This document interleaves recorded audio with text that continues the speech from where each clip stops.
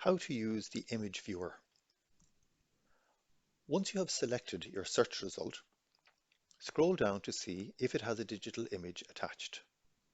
If View Digital Content is highlighted, select this to go to the image viewer.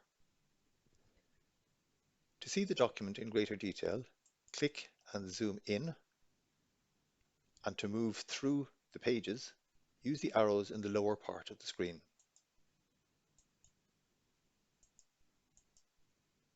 The panel on the left, containing the catalogue data, can be closed or reopened. The Annotations button further left shows you the transcription of the text, and the Search button below that allows you to search within the document.